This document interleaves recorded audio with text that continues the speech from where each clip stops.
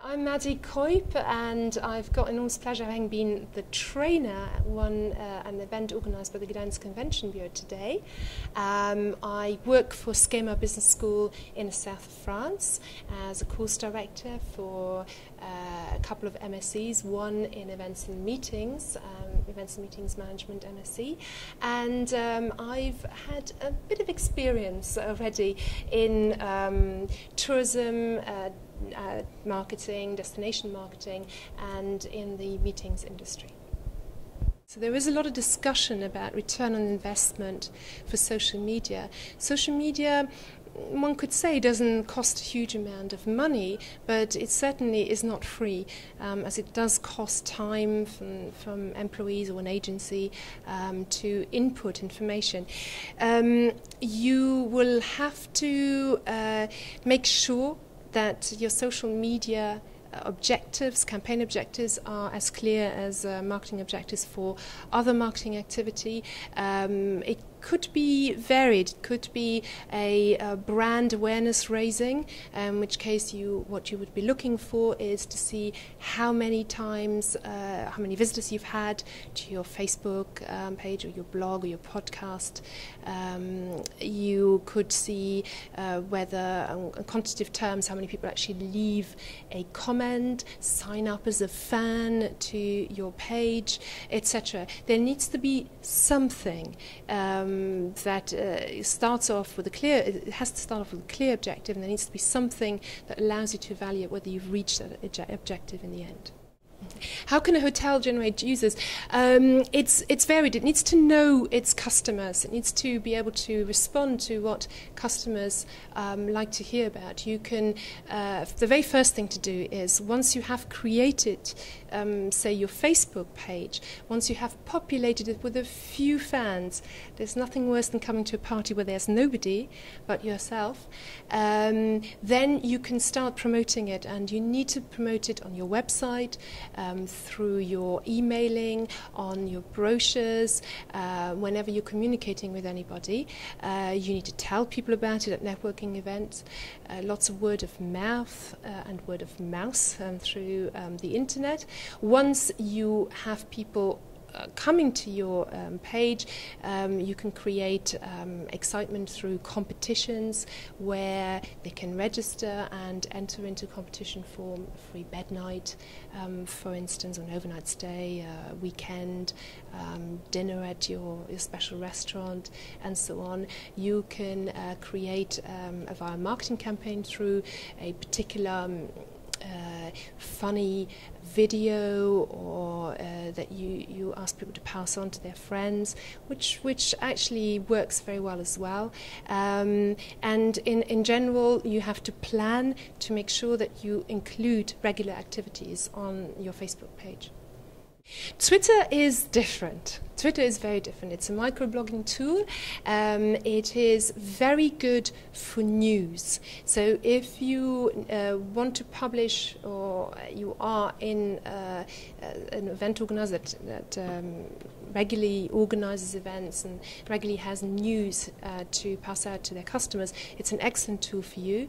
As a hotel, you can use it again for your news items. You can also position yourself as a bit of an expert in certain areas that might interest your customers.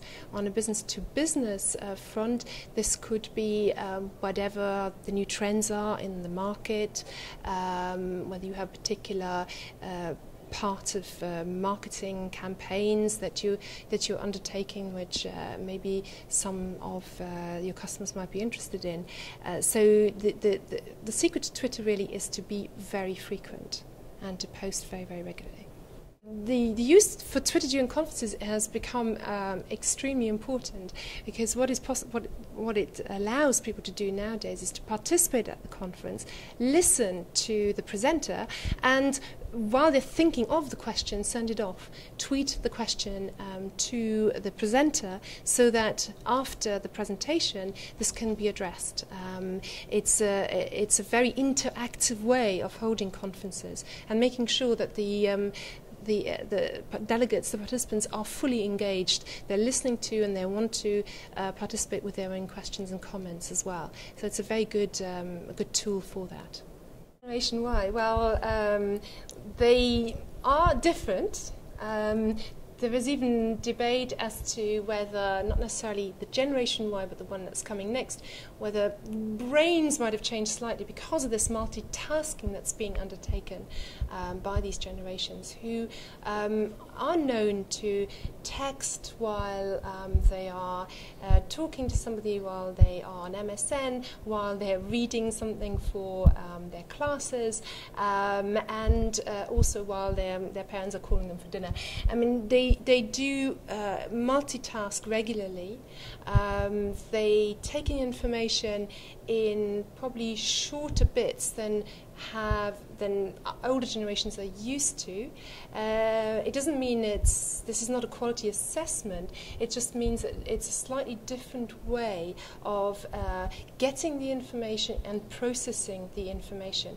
As far as events are concerned, I think it means that it's important that event organizers understand that the content has to be as pictorial as possible, as visual as possible, that it has to be relatively memorable because it's being delivered in shorter, sharper bursts than before, that people need to stay engaged because they're so used to doing so many things all at once that concentrating on one task alone is very difficult. So I guess communicating with, engaging with Generation Y is an important aspect. And this will be achieved a lot through technology. They are just technological natives. They know their way around the newest phones and the websites or the internet in general, and very easily, very naturally. Of course, one of the questions is how do we separate the business and the private use of social media? It's a difficult one because what's happening at the moment is there seems to be a certain difference in opinion, I think is the best way of putting it, between people who use social media from the younger generation point of view, Generation Y, and people who've been in work longer. You can see it in two ways. First, in the actual workplace, it is not uncommon for companies to say you cannot go onto Facebook during your work time. I have heard this a few times. Personally, I don't agree with that. I believe it is actually limiting what can be done on Facebook through their employees. Potentially, the employee who wants to go into Facebook is a Generation Y person who's used to using social media, who does not make this distinction, this very strong distinction that older generations make between a personal and private life. They meet somebody, they like somebody, they ask them along to Facebook, even if this person happens to be a professional contact. Also, we know that many more business clients even are on Facebook and are using Facebook, visit fan pages as well of companies. So Facebook is a good communication tool, even in business, if it is done correctly. I understand that maybe certain limits need to be introduced. The other aspect of this split between business and personal, I think it's getting better. There was a time when people who were using Facebook regularly didn't quite understand that some of the personal information that's being put out, that they put out about themselves, could be not so good for their professional career. I think it's starting to change. People do realize with the new privacy settings that Facebook has introduced that they need to be a little bit more circumspect about what kind of information they allow people to see if those people are from a business background. Web 3.0 is really, we're waiting to see what it will mean for the travel industry. It's been called the semantic web, and it really consists on being able to assemble the information much more easily from all sorts of sources, and it's no longer text-based.